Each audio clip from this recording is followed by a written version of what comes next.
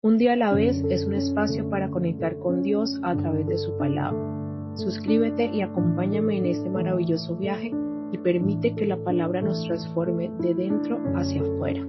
Bendecido día para todos. Hoy vamos en la reflexión número 128 y el título de la reflexión es No vayan tras dioses fantasmas. Las lecturas las encontramos en el primer libro de Samuel, capítulos 11 al 12, el Salmo 127 y el Evangelio de Lucas, capítulo 18, versos del 15 al 43. La palabra de Dios hoy nos hace una advertencia que no vayamos detrás de dioses fantasmas, porque no hay nada en ellos, nada que pueda ayudarnos. Samuel le habla a un pueblo que había comenzado a poner su confianza más en las soluciones humanas que en Dios.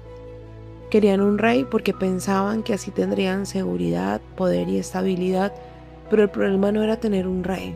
El verdadero problema era haber desplazado a Dios del centro de sus vidas.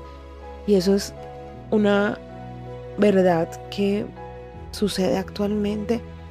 Nosotros creemos en nuestras capacidades, en lo que hacemos para poder salir de diferentes situaciones, pero la verdad es que por haber sacado a Dios del centro, es que estamos en un círculo vicioso de caída tras caída, sin realmente una salida. Y es solamente el gran poder de Dios el que llega a donde nosotros no podemos llegar y nos saca de ese círculo vicioso. Y eso es lo que la palabra hoy nos dice, que dejemos de deslumbrarnos por los falsos reyes de hojalata y permitámosle a Dios ser el rey y el dueño de nuestra vida, para que podamos vivir esa vida en plenitud, esa vida próspera y en abundancia, que es venir y hacer lo que Dios nos dijo que hiciéramos, el propósito de nuestra vida. Que ayer escuchaba algo en una predicación y el predicador decía que hay muchas bendiciones que no bajan a la tierra porque no las oramos. Y no las oramos porque Dios no es el centro de nuestra vida, para ponernos a orar todos los días y esperar que Él descargue esos diseños divinos para nosotros hacer lo que venimos a hacer. Listo, empecemos.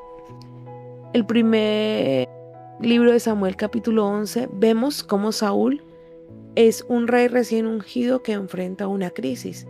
Jabes de Galaad estaba bajo amenaza de los amonitas y el pueblo tenía mucho miedo. Entonces el Espíritu de Dios vino sobre Saúl con poder y Dios le concedió la victoria. Israel fue liberado y el pueblo celebró. Sin embargo, Samuel aprovecha ese momento de triunfo para recordarles algo fundamental. La salvación, la liberación del pueblo no vino por el poder humano, sino de Dios. Veamos. La derrota de los amonitas. Un día Nahás, el amonita, se dirigió a Jabes de Galaad y la sitió, pero los habitantes de Jabes le propusieron a Nahás que si se aliaba con ellos se comprometían a servirle. Nahás le respondió: haré alianza con ustedes con la condición de que cada uno de ustedes se deje sacar el ojo derecho, así el pueblo de Israel quedará en vergüenza. Los ancianos de Jabes dijeron: danos 7 días para que enviemos mensajeros por todo el territorio. Si nadie sale en nuestra defensa, nos rendiremos a ti. Cuando los mensajeros llegaron a Gaba de Saúl y le dijeron al pueblo las condiciones de Nahás, todos lo lamentaron y se pusieron a llorar. Saúl volvía del campo arreando los bueyes y preguntó: ¿qué le pasa al pueblo? ¿Por qué llora? Entonces le dijeron el mensaje de los hombres de Jabes. En cuanto Saúl lo oyó, el Espíritu de Dios vino sobre él con poder y él se llenó de ira. Tomó entonces un par de bueyes, los descuartizó y envió los pedazos por todo el territorio de Israel con la orden de que los mensajeros dijeran: así haremos con los bueyes de los que nos sigan a Saúl y a Samuel. fue el temor que el Señor infundió en el pueblo, que se unieron como un solo hombre. Cuando Saúl les pasó revista en Bezec, los israelitas eran 300,000 y los de Judá 30,000, los cuales dijeron a los mensajeros que habían llevado la noticia: digan a los de Jabes de Galaad que mañana, cuando el sol comience a calentar, serán liberados. Cuando los mensajeros anunciaron esto, los habitantes de Jabes se alegraron mucho y les dijeron a sus enemigos: mañana estaremos aquí para que hagan con nosotros lo que les parezca mejor. Pero al día siguiente Saúl distribuyó a los soldados en 3 batallones que antes de que amaneciera cayeron sobre el campamento, y tomando por sorpresa a los amonitas, los hirieron de muerte hasta bien entrado el día. Los pocos sobrevivientes se dispersaron sin que ni siquiera 2 de ellos se vieran juntos. Entonces el pueblo le dijo a Samuel: ¿dónde están los que dudaban que Saúl sería nuestro rey?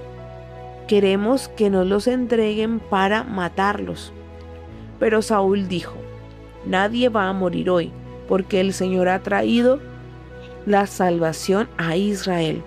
Por su parte, Samuel dijo al pueblo: vengan todos a Gilgal para renovar el reino. Y todo el pueblo fue a Gilgal, y allí ante el Señor confirmaron a Saúl como rey. Luego ofrecieron al Señor sacrificios y ofrendas de paz, y Saúl y todo el pueblo de Israel hicieron fiesta. Vemos que ellos tenían un rey, pero el rey no les dio la victoria. Dios puso su Espíritu Santo en Saúl, quien fue que dirigió la batalla, y por eso ganaron esta victoria. No fue el poder de Saúl como rey. Entonces el pueblo estaba equivocado pensando que al tener un rey visible como las demás naciones estarían más seguros, y así somos nosotros ahora. Digamos, la seguridad del dinero. Si tenemos dinero en la cuenta, entonces sentimos que tenemos la provisión y que nada nos va a faltar. Si tenemos a alguien que nos acompañe, pues sentimos la seguridad de que alguien nos viene a abrazar y acompañar en las dificultades. Pero nosotros los seres humanos siempre nos equivocamos. Entonces, si basamos nuestra seguridad y felicidad en cosas que se mueren, que se acaban, pues Dios mío, imagínate eso se va y nos derrumbamos. ¿Y quién nos levanta? Si el que nos levanta es el gran poder de Dios. Bueno, continuemos. Por eso, en 1 Samuel capítulo 12, Samuel pronuncia un discurso profundo y conmovedor. Le recuerda al pueblo cómo Dios los había rescatado una y otra vez a lo largo de su historia, pero también cómo constantemente el pueblo corría detrás de otros falsos dioses y seguridades. Y eso es lo que Él nos dice hoy: no vayamos detrás de otros dioses falsos, porque no les servirá de nada, no podrán salvarnos porque no son nada. Samuel se reunió con todos los israelitas y les dijo: he oído atentamente todo lo que me han dicho y les he puesto un rey. Aquí lo tienen ante sus ojos. Yo ya estoy viejo y lleno de canas, y he convivido entre ustedes desde mi juventud, pero mis hijos viven entre ustedes. Aquí me tienen, acúsenme de algo ante el Señor y ante su rey. Díganme si acaso he robado el buey o el asno de alguien, o si he hablado mal de alguien, si le he ofendido, o si alguien me ha sobornado para cometer injusticia a su favor. Hablen y yo haré la restitución. Todos dijeron: nunca nos has calumniado ni ofendido, tampoco has robado nada de nadie. Y Samuel respondió: el Señor y su ungido son testigos de que han declarado no haber hallado en mí ninguna falta. Ellos respondieron: somos testigos de esto. Entonces Samuel dijo al pueblo: testigo es también el Señor, quien eligió a Moisés y a Aarón y que sacó de Egipto a los antepasados de ustedes. Ahora les pido que me escuchen con atención, porque les voy a relatar lo que el Señor ha hecho para librarlos a ustedes y a sus padres de todos los peligros.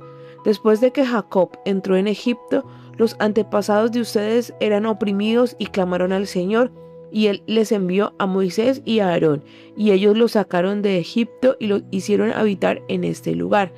Pero ellos se olvidaron del Señor su Dios, y él los dejó caer en manos de Sísara, jefe del ejército de Hazor, y en manos de los filisteos y del rey Moab. Todos ellos pelearon contra los israelitas, pero ellos se arrepintieron y clamaron al Señor. Le dijeron: Señor, hemos pecado, perdónanos, pues te hemos dejado por servir a los Baales y a Astarot. Ahora líbranos del poder de nuestros enemigos y te serviremos. Entonces el Señor envió a Jerubal, a Barak, a Jefte y a mí, Samuel, y los libró del poder de todos los enemigos que los rodeaban para que vivieran tranquilos. Pero cuando ustedes vieron que Nahas, el rey de los amonitas, venía a pelear con ustedes, me dijeron: queremos que nos gobierne un rey, cuando en realidad el rey de ustedes es Dios el Señor. Pero aquí está el rey que han elegido, el rey que ustedes pidieron. El Señor les ha puesto un rey. Si ustedes aman y obedecen al Señor y le sirven, si no son rebeldes a su palabra, y si tanto ustedes como su rey sirven al Señor su Dios, harán bien. Pero si no le obedecen, sino que son rebeldes a la palabra del Señor, Él se pondrá en contra de ustedes, como se volvió en contra de sus padres. Esperen un poco y podrán ver las grandes cosas que el Señor hará entre ustedes. Estamos en el tiempo de la cosecha, cuando no llueve. Pero clamaré al Señor y Él enviará truenos y lluvias para que vean y comprueben la gran maldad que han cometido a los ojos del Señor al pedir un rey. Y ese mismo día Samuel clamó al Señor, y el Señor envió truenos y lluvias, y todo el pueblo sintió temor ante el Señor y ante Samuel. Entonces todo el pueblo le dijo a Samuel: ruega al Señor tu Dios por nosotros, tus siervos, para que no muramos. Reconocemos que a todos los pecados que hemos cometido hemos añadido este otro, de pedir un rey que nos gobierne. Y Samuel respondió al pueblo: no tengan miedo, es verdad que ya cometieron esta maldad, pero a pesar de eso no se aparten del Señor, sino que síganlo y sírvanle de todo corazón. No vayan tras otros dioses falsos, porque no les servirán de nada, ni podrán salvarlos, porque no son nada. El Señor no desamparará a su pueblo, porque grande es su nombre, y Él los escogió para que fueran su pueblo. Lejos está de mí pecar contra el Señor, dejando de rogar por ustedes. Al contrario, me comprometo a instruirlos en el camino bueno y recto, con tal de que ustedes teman al Señor y en verdad les sirvan de todo corazón. Recuerden todo lo que Él ha hecho en favor de ustedes, pero si insisten en hacer lo malo, tanto ustedes como su rey padecerán. Entonces mire que vemos que ya hoy no son los Baales o Astoret, pero nosotros seguimos rodeados de dioses fantasmas. ¿Cuáles pueden ser?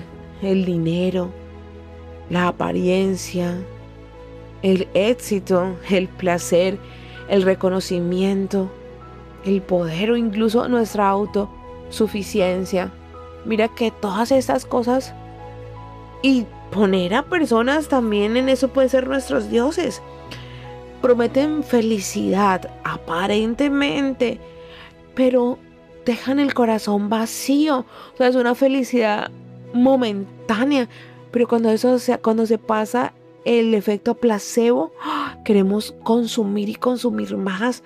Pero no es lo mismo cuando Dios está en el centro y venimos a su presencia. Mira que Él nos hace disfrutar cada cosa de la vida, nos hace vivir en esa plenitud, porque Él viene y lo llena todo, absolutamente todo. Así que no fijemos nuestra seguridad en lo que se acaba, porque eso no puede salvarnos, porque eso no puede darnos el gozo, la paz y la tranquilidad. Eso en algún momento se cae como un castillo de naipes. Hagamos de Dios el rey de nuestra vida. Pongámoslo en el centro de nuestras decisiones. Pidámosle que Él vaya delante de todo lo que vamos a hacer. Continuamos. Y el Salmo 127 refuerza esta verdad con claridad. Si el Señor no edifica la casa, en vano trabajan los que la edifican. Nosotros nos podemos esforzar, tener miles de proyectos, trabajar por conseguir esas metas, pero si Dios no está en el centro de nosotros, todo está en un terreno muy inestable, como construido sobre la arena, porque no es nuestro desempeño, no es el gran poder de Dios el que nos sostiene, es el gran poder de Dios el que hace que prosperemos. Vayamos a Él, volteemos nuestra mirada hacia sus brazos de amor y vamos a leer este salmo. Los hijos son la bendición. Si el Señor no edifica la casa, de nada sirve que los edificadores se esfuercen. Si el Señor no protege la ciudad, de nada sirve que los guardias la vigilen. De nada sirve que ustedes madruguen y se acuesten muy tarde. Si el pan que comen es pan de sufrimiento, y el Señor da el sueño a los que Él ama. Los hijos son un regalo del Señor, los frutos del vientre son nuestra recompensa. Los hijos que nos nacen en nuestra juventud son como flechas en manos de guerrero. Dichoso aquel que llena su aljaba con muchas de estas flechas, no tendrá de qué avergonzarse cuando se defienda ante sus enemigos. Pues vemos este salmo, la importancia de que Dios esté en todo lo que estemos construyendo, cualquier proyecto, sea personal, laboral, lo que sea, que Él vaya adelante poniendo esos cimientos para que eso sea estable y duradero, porque no sirve ningún esfuerzo si Él no está. Eso no prospera. Si Dios no va delante, y prospera para nosotros vivir en esa armonía en las 7 áreas de nuestra vida. Y prospera para que vivamos en armonía en todas las áreas de nuestra vida. Entonces es importante hacer de Dios nuestro Rey, nuestro Señor. Bueno, y aquí habla sobre que los hijos son una bendición, y sí que lo son, porque son la prolongación de la existencia. Pero yo quiero hablar para las personas que hoy no pueden tener hijos, para que ellas vean una posibilidad de tener hijos espirituales, crecer tanto en gracia y en amor, que el Espíritu Santo, esa porción que está dentro de nosotros, se desborde y podamos encender el espíritu de otras personas con esa chamita que está dentro de nosotros. Y esos serían nuestros hijos espirituales, o sea, es dar vida, y vida que no va a morir, porque el Espíritu es el que nos vivifica y realmente es el que quedará cuando todo esto acabe.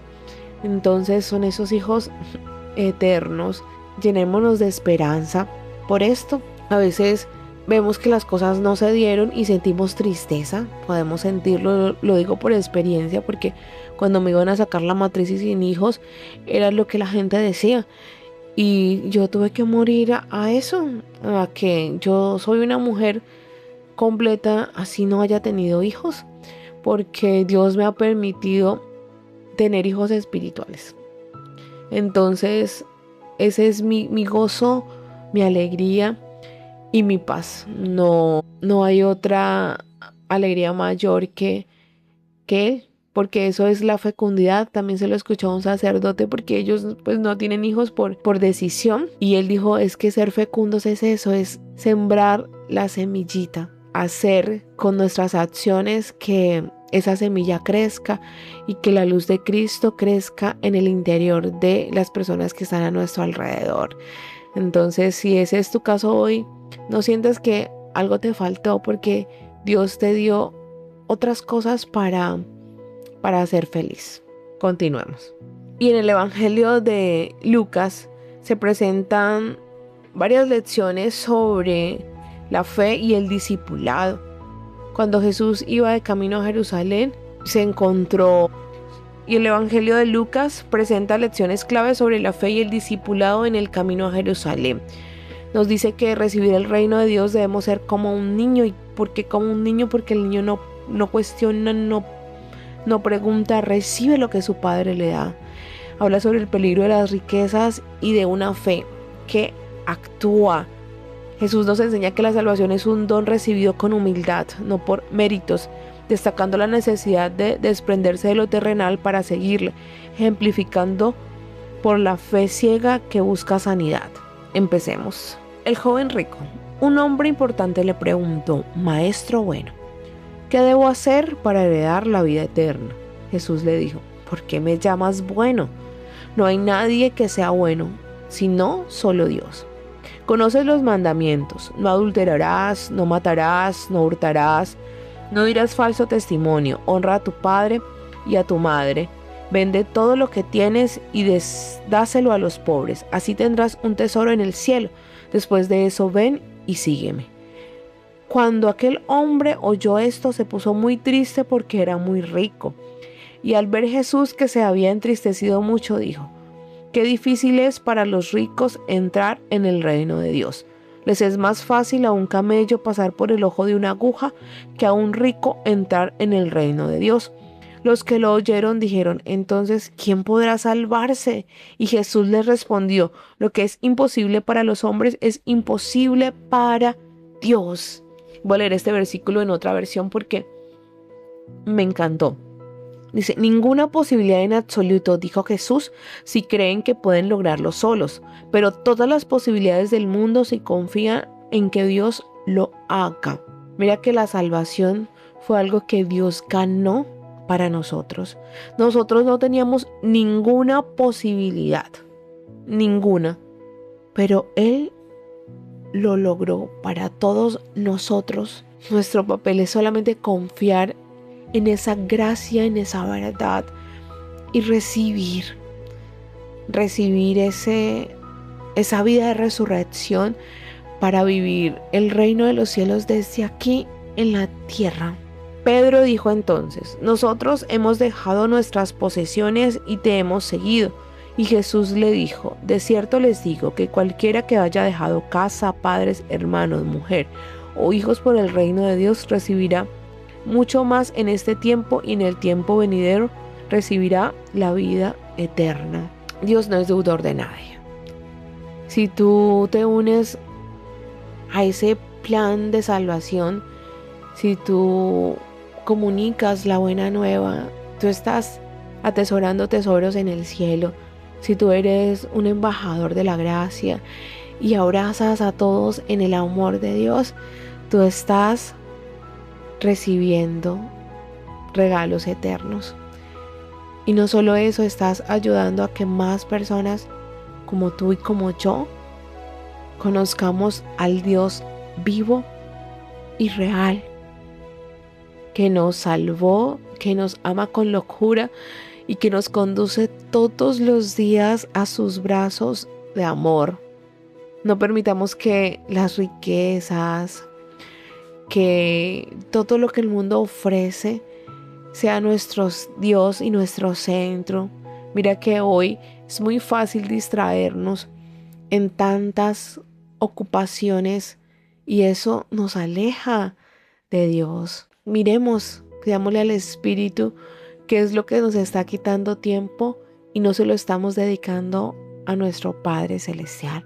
Es importante orar todos los días para que Él se entrone, para que Él nos aconseje y para que Él nos siga sanando, porque hay heridas, hay traumas que deben seguir siendo transformados por la gracia y por el amor. Continuemos. Nuevamente Jesús anuncia su muerte. Jesús llamó aparte a los 12 y les dijo: como pueden ver, ahora vamos camino a Jerusalén. Allí se cumplirá todo lo que los profetas escribieron acerca del Hijo del Hombre. Este será entregado a los no judíos, los cuales se burlarán de él, lo insultarán y lo escupirán. Después de azotarlo, lo matarán, pero al tercer día resucitará. Ellos no entendieron nada de esto, pues el mensaje no les resultaba claro ni podían comprenderlo. Nosotros hoy ya podemos comprenderlo. Pero ¿qué podemos comprender de este mensaje? Que Jesús murió en la cruz y nosotros morimos junto con Él. Que Jesús resucitó porque nosotros fuimos justificados. Nosotros resucitamos junto con Él. dejemos atrás todas oscuridades, todos los traumas, todas las cadenas y recibamos la luz de Cristo, recibamos esa libertad y caminemos en ella todos los días. Hemos visto en cada lectura que el pueblo de Israel, cuando se alejaba de Dios, tomaba caminos equivocados. Permitamos que sea la luz de Cristo que nos ilumine para poder estar en esa luz siempre, poder iluminar a otros y caminar siempre en esa gracia que Él ganó para nosotros. Un ciego de Jericó recibe la vista. Cuando Jesús estuvo cerca de Jericó, junto al camino estaba sentado un mendigo ciego. Al oír a la multitud que pasaba, preguntó qué era lo que sucedía, y cuando le dijeron que Jesús de Nazaret estaba pasando por allí, comenzó a gritar: Jesús, hijo de David, ten misericordia de mí. Los que iban al frente lo reprendían para que se callara, pero él gritaba más aún: Hijo de David, ten misericordia de mí. Entonces Jesús se detuvo y mandó que lo llevaran a su presencia. Cuando el ciego llegó, Jesús le preguntó: ¿qué quieres que haga por ti? Y el ciego respondió: Señor, quiero recibir la vista. Jesús le dijo: ya lo has recibido, tu fe te ha sanado. Al instante el ciego pudo ver y comenzó a seguir a Jesús mientras glorificaba a Dios, y al ver todo el pueblo lo sucedido también alababa a Dios. La historia de Jericó está marcada por una tensión entre juicio y restauración, porque después de la caída de la ciudad, Josué proclamó una fuerte advertencia: maldito sea delante de Dios el hombre que se levante y reedifique la ciudad de Jericó. A costa de su primogénito echará sus cimientos, y a costa de su hijo menor asentará sus puertas. Josué 6:26. Esa palabra no era simplemente una expresión de enojo, sino un juicio profético sobre la ciudad que se había convertido en un símbolo de resistencia a Dios.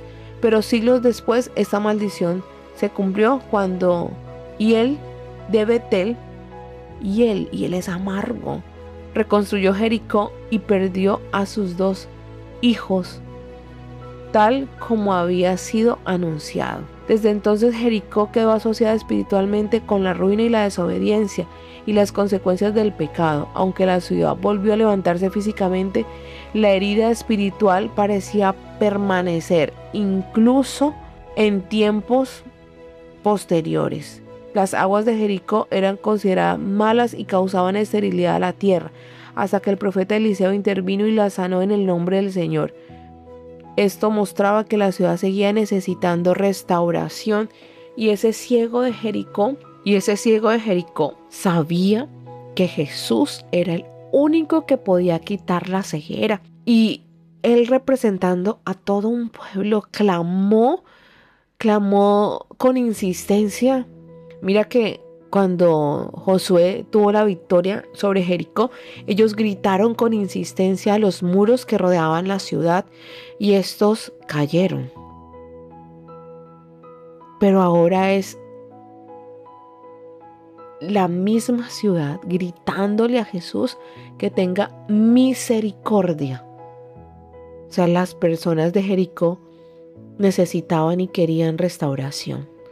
Y eso fue lo que Jesús hizo al devolverle la vista al ciego. Le devolvió a ese pueblo la honra. Le devolvió a ese pueblo la posibilidad de entrar al reino de Dios, la posibilidad de superar todas sus tropiezos, de superar todo lo que lo alejaba de Dios. Y el ciego dijo que quería ver. Y tal vez toda la gente de Jericó estaba expectante, pero no tenían esa fe que el ciego tenía.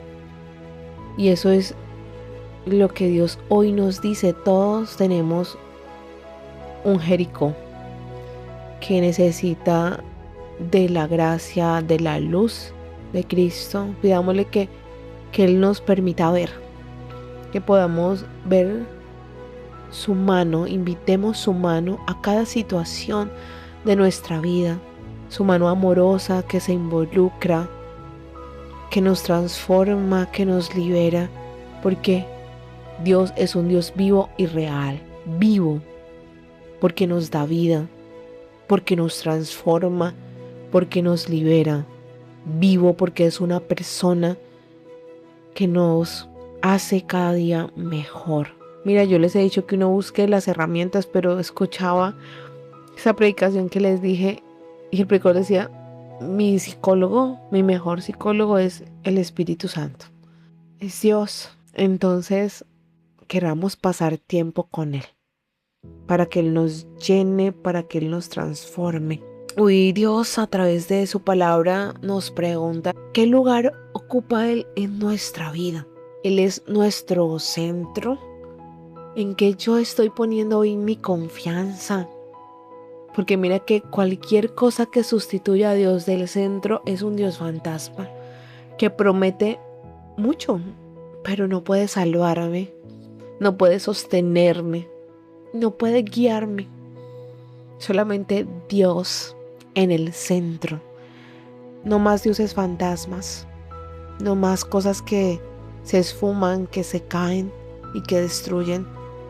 Entronemos hoy a nuestro Dios y Hacedor, que Él sea nuestro Rey, que Él vaya delante de todas nuestras decisiones y podamos nosotros caminar con paso firme, porque Él ya ha preparado ese camino. Y así como Samuel le dijo al pueblo que aún después de haber fallado, todavía podemos volvernos a Dios de corazón. Esa es la esperanza que hoy tenemos. Dios no nos rechaza si reconocemos que lo necesitamos, si decidimos regresar a Él. Él nos levanta y nos sigue restaurando cada vez que confiamos en su gracia y en su amor.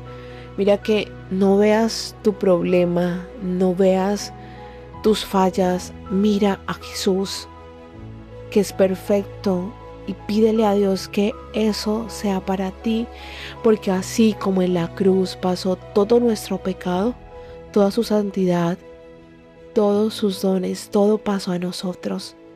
Pídelo, pídelos y veremos esa gracia y esa gloria y seremos coronados de la gloria de Dios, así como en el Edén, porque en la cruz se colgó la maldición de nuestra caída. Y hoy en el nombre poderoso de Jesús le pedimos que escudriñe nuestro corazón, identifique todos esos dioses falsos en los que hemos puesto nuestra esperanza, que nos ayude a quitarlos del centro de nuestra vida y que pongamos al Dios verdadero en el centro de nuestras decisiones y de nuestros proyectos. Te pedimos que nos devuelvas la vista y que nuestra vida sea una vida de plenitud, una vida de prosperidad, que todas las áreas estén permeadas por tu gracia y por tu amor, y condúcenos hacia ti, hacia tus brazos amorosos, y que podamos algún día decir que tú eres nuestra seguridad. Amén.